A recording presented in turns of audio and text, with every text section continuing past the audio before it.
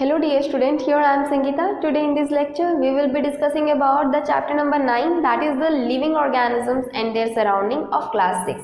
Last time we have studied about the adaptation of terrestrial habitat. Terrestrial habitat के बारे में हमने पढ़ा था थोड़ा बहुत, that is mountain regions के बारे में पढ़ा था. Mountain regions में किस टाइप के animals रहते हैं, उनके अंदर कौन सी ऐसे फीचर्स है जिस वजह से वो कोल्ड एनवायरनमेंट में भी रह सकते हैं.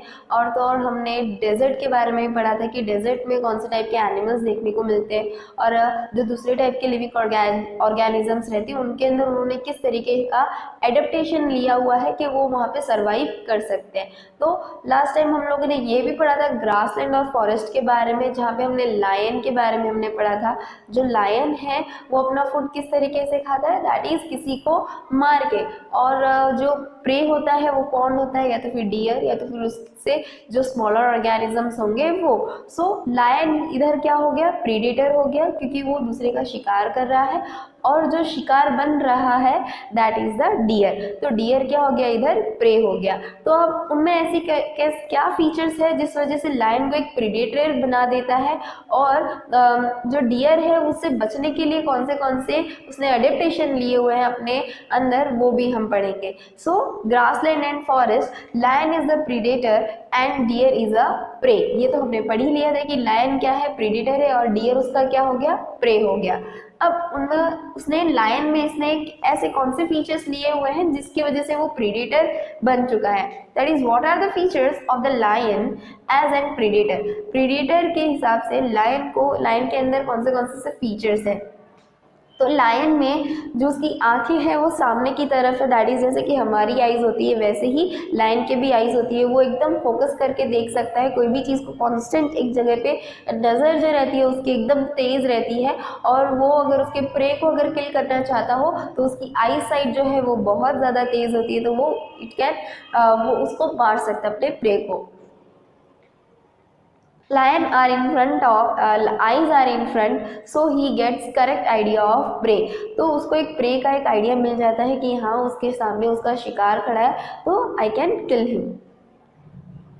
Sharp teeth and long calves, और उसके टीथ कैसे होते हैं, एकदम शार्प होते हैं. उनके जो कैनाइन होती है वो कैसी होती है, एकदम शार्प होती है. हमने कैनाइन के बारे में पढ़ा था, जिसमें बकल कैविटीज़ के बारे में हमने पढ़ा था ये कि various types of 4 types of teeth रहते हैं, that is canine, incisors, premolars and molars. तो उसमें जो कैनाइन होते हैं, जो फ्लैश ईटिंग टीथ जो होते हैं वो उनके बहुत ज़्यादा शार्प होते हैं और लॉन्ग होते हैं. और उनके जो काव्स होते हैं दैट इज पंजे, और उसमें जो नाखून होते हैं वो भी बहुत ज़्यादा लंबे होते हैं, ताकि वो क्या कर सके, अपने प्रे को एकदम से ही पकड़ ले और देन उसको टीयर कर वियर और टीयर करके इजीली उसको खा सके, कंज्यूम कर सके. Its light brown colour. अब उसकी बॉडी का कलर कैसा, एकदम लाइट ब्राउन कलर है, जिस वजह से वो ड्राई ग्रासलैंड पे, सूखे घासों में अगर वो खड़ा भी रहे तो उसको कोई आइडेंटिफाई जल्दी नहीं कर सकता. इस वजह से ही वो अपने प्रे को इजीली कैप्चर कर लेता है और इजीली उनको किल कर सकता है. तो उसमें उनकी जो लाइट ब्राउन कलर की जो बॉडी है वो हेल्प करती है क्या, अपने आप को छुपाने के लिए. किसके अंदर, दैट इज ड्राई ग्रासलैंड के अंदर. When it hunts for prey, जब भी अगर उसको शिकार करना हो तो वो एकदम सूखी घास में जाकर छुप जाता है और धीरे धीरे उसके प्रे के नज़दीक जाता है और एक बार में ही उसके ऊपर अटैक कर लेता है. तो अब ये तो लायन की बात हो गई कि लायन में अंदर उसने ऐसे फीचर्स लिए हुए हैं कि वो अपने प्रे के ऊपर अटैक कर सके. पर डियर उससे बचने के लिए क्या कर सकता है, उसने ऐसा कौन से फीचर्स लिए हुए हैं अपने अंदर कि वो प्रीडेटर से वो अपने आप को बचा सके. सो उसके पास जो है बड़ी बड़ी लंबी ईयर्स है, जिसकी वजह से अगर कोई धीरे धीरे मूव भी कर रहा हो, मूवमेंट्स ले रहा हो, तो भी वो इजीली उसको कैप्चर कर सके, वो इजीली उसको सुन सके, और तो और अगर मौका मिलते ही वो भाग जाए दौड़ के. सेकेंड है eyes are present on the side of the head. उसके साइड हेड के इधर आईज प्रेजेंट है, वेयर एज लायन के कैसे थे, एकदम सामने थे, और डियर के जो है आईज वो साइड पे है. तो इस वजह से वो चारों तरफ देख सकता है, आजू बाजू में सब जगह पे वो देख सकता है. तो अगर जैसे उसको पता चला कि उसका प्रीडेटर उसके पास में है तो वो क्या करेगा, मौका देखकर ही वहां से वो भाग जाएगा. These help to look in all direction.